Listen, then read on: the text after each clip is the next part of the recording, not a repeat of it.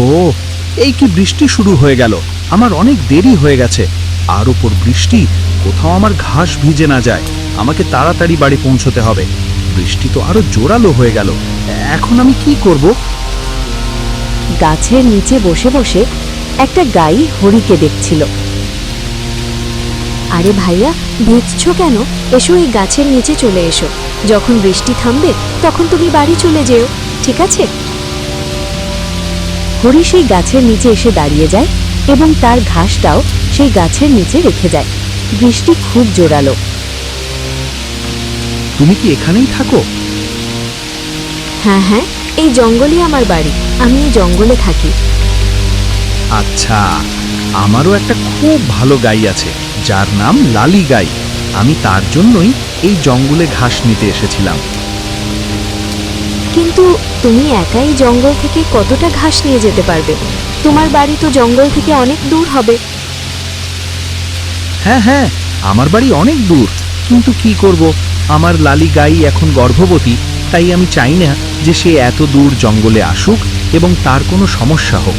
যাই হোক, এখানে বিভিন্ন বিপজ্জনক জানোয়ার অনেক আছে, তাই আমি জঙ্গলে আসি এবং তার জন্য ভালো ভালো সবুজ ঘাস নিয়ে যাই।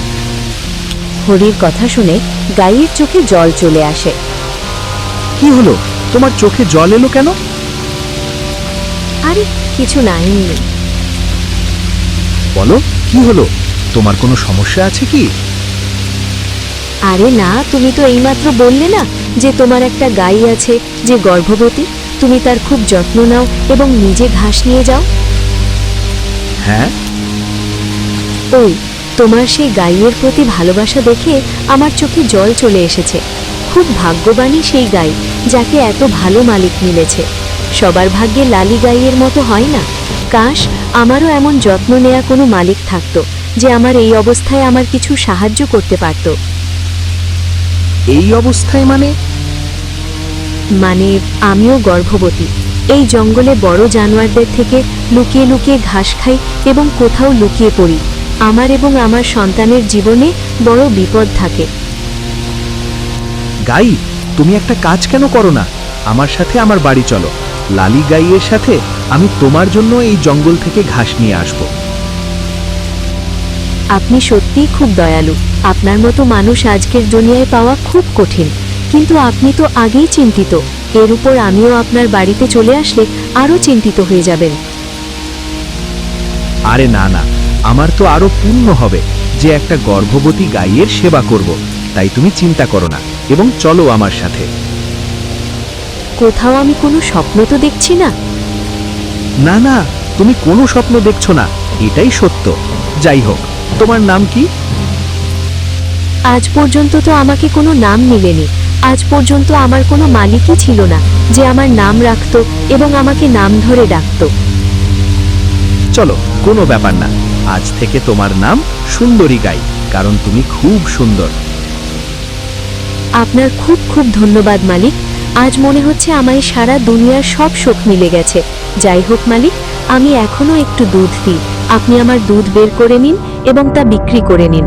তারপর যখন আমার সন্তান হবে তখন আরো অনেক দুধ দেব। ঠিক আছে সুন্দরী, এখন বাড়ি চলো।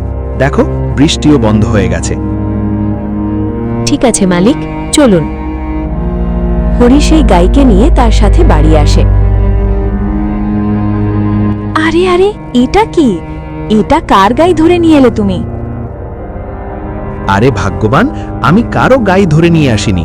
এ তো আমায় জঙ্গলে মিলেছে।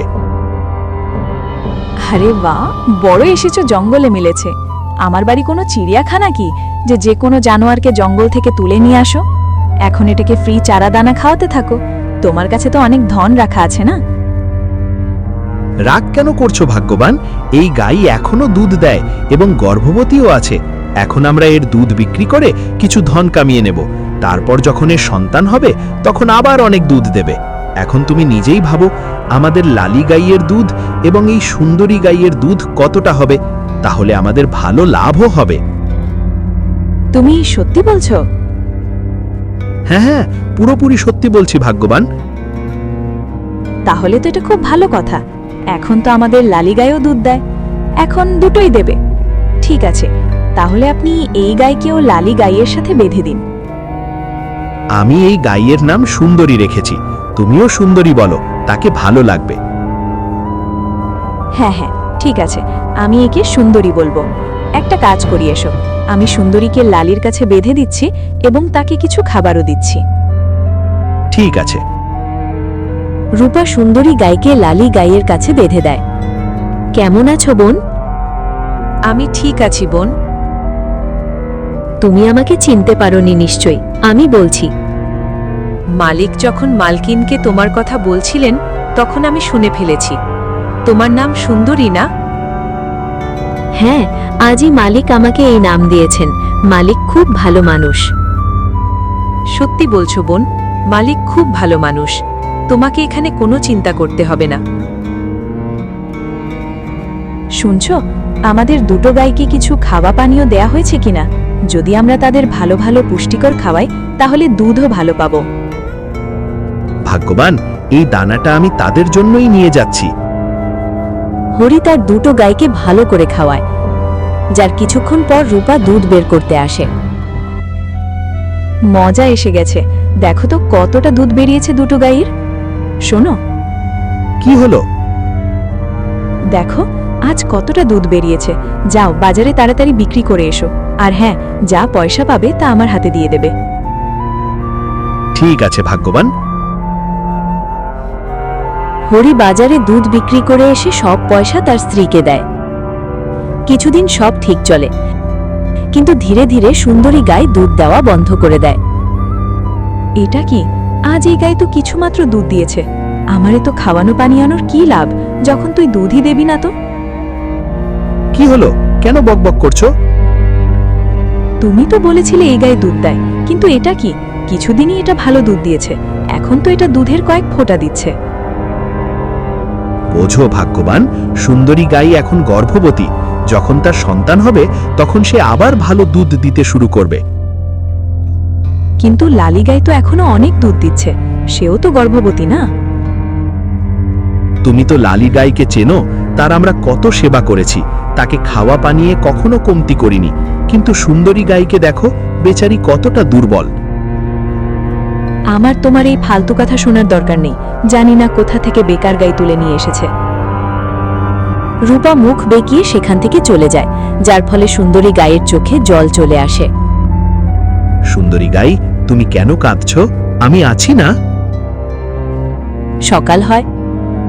রূপা অনেক সবুজ চারা অঙ্কুরিত দানা নিয়ে আসে এবং লালি গাইয়ের কাছে রেখে দেয়, যেখানে সুন্দরী গাইকে শুকনো এবং বাসি ঘাস দেয়। রূপা এখন প্রতিদিন এমনই করে, লালি গাইকে অনেক সবুজ ঘাস দেয় এবং সুন্দরী গাইয়ের দিকে বেশি খেয়াল করে না, যার ফলে সুন্দরী গাই দিন দিন দুর্বল হয়ে যায়। রূপা, তুমি এটা কি করছো? লালিকে এত ভালো খাবার এবং সুন্দরীকে শুকনো ঘাস? দেখো, আমি ফ্রিতে এই গাইকে কিছু খাওয়াবো না, বুঝলে? লালি গাই এখনো কতটা দুধ দেয়, আর এটা কয়েক ফোঁটা। যদি আমি লালি গাইয়ের খাবারে কমতি করি তাহলে সেও দুধ দেওয়া বন্ধ করে দেবে, তাই তাকে ভালো খাবার দেওয়া জরুরি। তুমি এখান থেকে যাও,